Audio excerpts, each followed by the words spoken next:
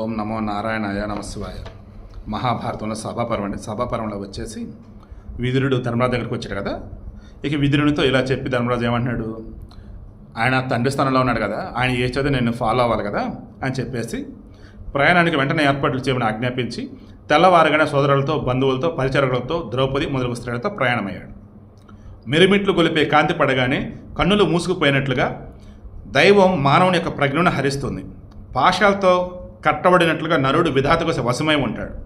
ఇలా చెప్పి శత్రుధనుడైనటువంటి యుధిష్ఠిరుడు ధృతరాష్ట్రుని యొక్క ఆహ్వానాన్ని అంగీకరించాలని లేకపోయినా విదురునితో పాటు బయలుదేరాడు. ఆహ్వానాన్ని అంగీకరించాలని లేకపోయినా, ఇష్టం లేకపోయినా విదురుడితో బయలుదేరిపోయాడు. బట్ నేను అంటాను, ఇటువంటిది మీరే చెయ్యొద్దు. మీ క్లారిటీ ఉన్నప్పుడు అవతల ఉన్నది దేవుడు చెప్పినా సరే అస్సలు వద్దు, స్వధర్మం మాత్రమే ఫాలో అవ్వండి. భగవద్గీత శ్రీకృష్ణుడు ఇదే చెప్పాడు.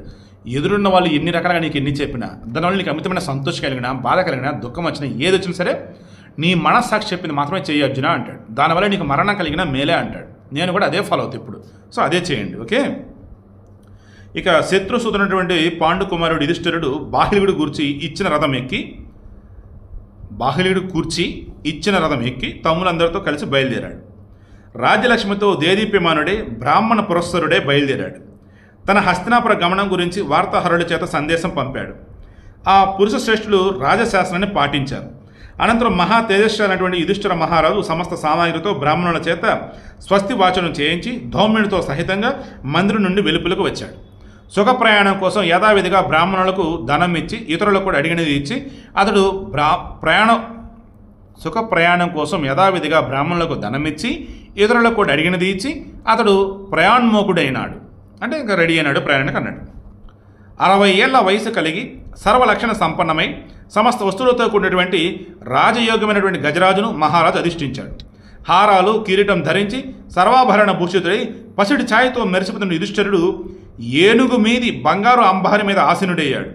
ఇనుమడించినటువంటి రాజశోభతో యుధిష్ఠిరుడు బంగారు వేదికపై ఆజ్యాహుతులతో ప్రజ్వలిస్తున్నటువంటి అగ్నిదేవుని వలె ప్రకాశించాడు. హర్షాతిరేకులైనటువంటి నరులతో, వాహనాలతో కూడి రాజు ముందుకు నడిచాడు. గొప్ప రథ ఘోషలతో ఆకాశమంతా నిండిపోయింది. సూతులు మాగదులు వందులు స్తోత్రాలతో అతను స్తుతిస్తున్నారు.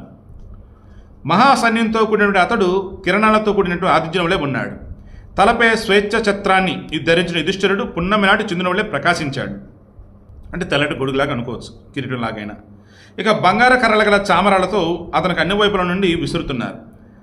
మార్గ మధ్యలో అమిత సంతోషంతో ప్రజలు అతనికి జయ జయ ధ్వనాలు చేస్తున్నారు. అతడు యథోచితంగా శిరస్సు వంచి యథావిధిగా వాటిని స్వీకరిస్తున్నాడు. మార్గంలో సాగిపోతున్నటువంటి కురురాజును ఇతరులు కొంతమంది దగ్గరకు చేరి మృగపక్షి ధ్వనులతో నిరంతరం సుఖంగా స్తుతిస్తున్నారు. రాజును అనుసరించి వస్తున్న సైనికుల యొక్క కోలాహల ధ్వని ఆకాశంలో గూడు కట్టి ప్రతిధ్వనిస్తోంది.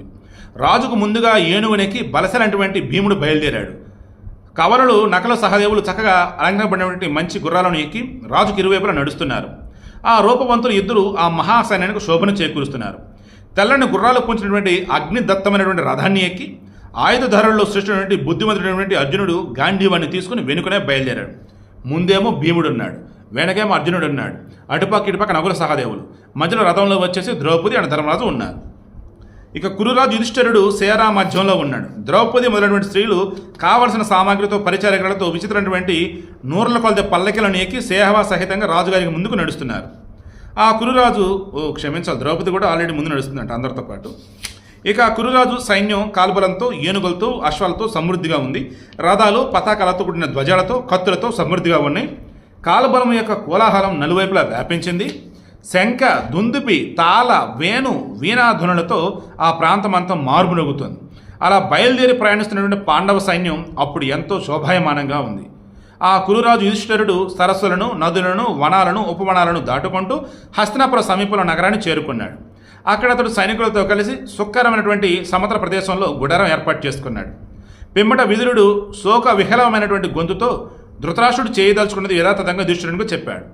ధృతరాష్ట్రుడు పిలిచినటువంటి కాల నియమానుసారంగా ధర్మతుడైన పాండుపుత్రుడు హస్తినాపురాన్ని చేరుకుని ధృతరాష్ట్రుని యొక్క భవనానికి వెళ్ళి అతనిని కలుసుకున్నాడు.